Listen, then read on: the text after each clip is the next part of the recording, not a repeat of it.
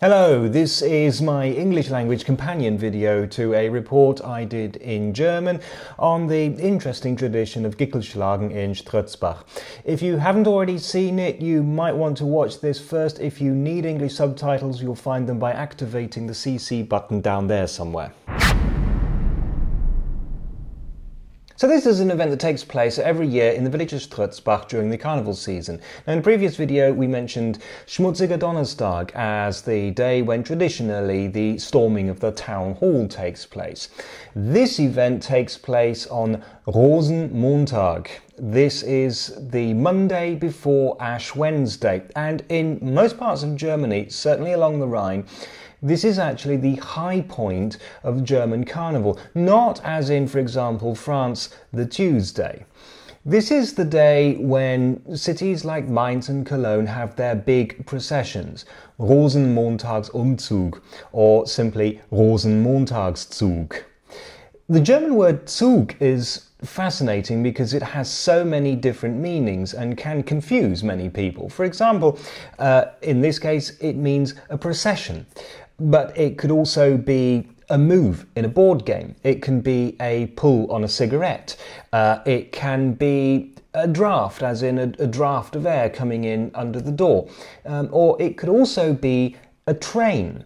And this explains why in many parts of Germany you might see references to an after-train party. This is a little bit of German humour. It's a deliberate mistranslation and it's intended to be an after-procession party.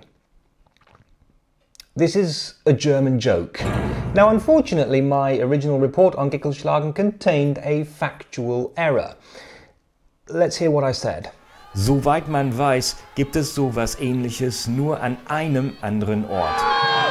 So basically I'm saying that as far as anybody knows, there is only one other place in Germany that has a tradition anything like this. And I was assured that was the case. And I even went onto the internet and could find no reference to this tradition anywhere else at all. So I was inclined to believe what I was told. Unfortunately, I'd made a small mistake. And really, had I thought about it, I shouldn't have done. The word Gickelschlagen is made up of two components. This is quite common with German words. The second part, schlagen, means to hit, to strike. The first part, Gickel, meaning rooster. Now, I knew that this was, in fact, a dialect word and it's only heard in this particular part of Germany. Elsewhere, they use the normal word, which is Hahn. What I didn't do was, having drawn a blank with an internet search for Gickelschlagen, was to then put in the word Hahnenschlagen. Had I done so, I would have found references to this tradition in all kinds of villages all over Germany. Now, it's not as common as it used to be, but it's still practiced, not necessarily at carnival, but at different times of the year in different villages. But the basic thing's the same. The idea is that a blindfolded person has a flail and must smash a pot or a jug or something. Now, this tradition actually goes back quite a long way, and originally there was, normally under the pot, a real live rooster, and the object was to either capture or, in many cases, kill the rooster. In one particular variant, the rooster was buried up to its neck, and the participant had, instead of a flail, a scythe. The object was to behead the poor, unfortunate creature.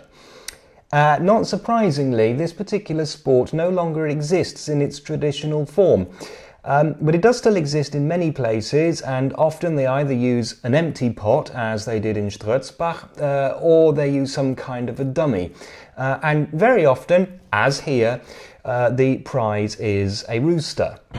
Finally, in case anybody is worried about the welfare of the rooster that was won, this is a rural area. Many people are farmers or no farmers, and in fact the person who won it this year lives next door to somebody who has a lot of hens and needs roosters for breeding. So it seems that this particular rooster is going to have a very happy life ahead of it.